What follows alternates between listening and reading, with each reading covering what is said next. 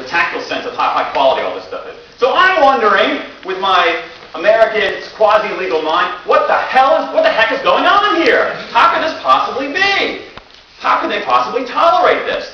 And then I start asking around. So I start interviewing the doujinshi artists, and I start interviewing the manga publishers, and as they explained to me what's going on, this phrase in Japanese kept coming up over and over and over again, both from the creator's perspective, and then when I went back and interviewed the mainstream publishers from their perspective as well. It was this phrase right here, Anmoku no ryokai, which means implicit agreement.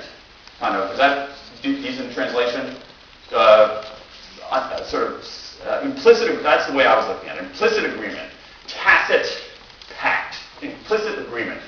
And what's going on here is that, or two things. Number one, on the creator's side, they basically said, we're not going to go too far.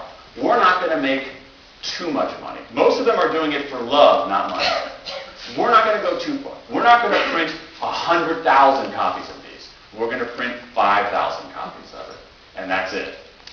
And if there's a resale market, that's fine. Someone else makes it, that's fine. We're not going to go too far. The publishers say, we know this is going on. And at first, we really, really didn't like this. But then we realized we kind of sort of need to let this go on. Except the problem is that these things here are massive copyright violations. Massive. It's not even a close call. Massive copyright violations. And we just can't say explicitly, go forth and violate our copyright, because that would be this slippery slope where people might end up doing things that are actually harmful. And so what happens is that they have this implicit pact, this unspoken agreement. Publishers, fans don't go make too much money. Publishers don't clamp on too severely. Now this is very interesting from a Western perspective when we have these huge battles over intellectual property. We have these huge battles over fan fiction, where some publishers try to shut down fan fiction, where George Lucas puts on Star Wars movies and Star Wars sort of remixes, you know, huge squadrons of... George Lucas will say, has this thing where he will have, you can do your fan-fic Star Wars movies for one day. It's like a one-day holiday. Otherwise, we're going to crack down on you.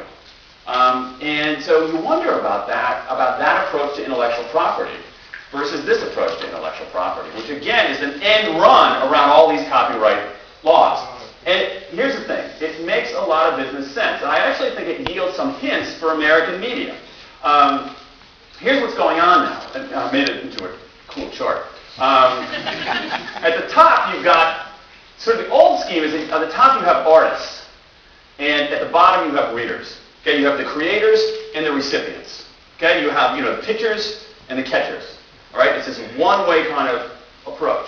But what happens now is that a lot of the readers are, remember, the manga industry is shrinking. So a lot of the readers are saying, oh, I don't know. Enter the doujinshi, who come and sort of serve both roles. They serve this kind of mediating function in here. They're readers and artists. They're artists and readers. And they help keep this system going.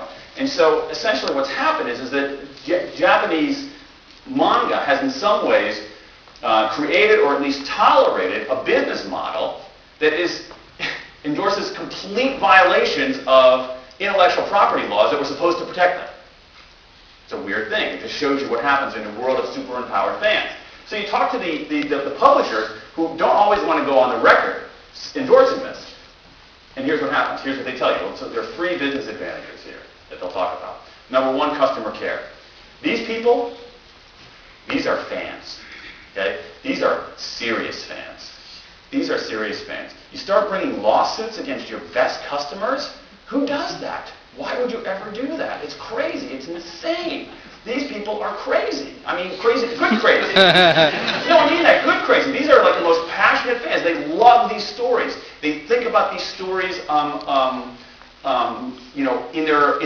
their hours. They're not these kind of passive recipients. They're not people sitting lobotomized in front of a TV set. They're wondering about these characters. They're engaging with these characters. They're wondering about this other life that these characters are leading. That's one thing. The other thing is that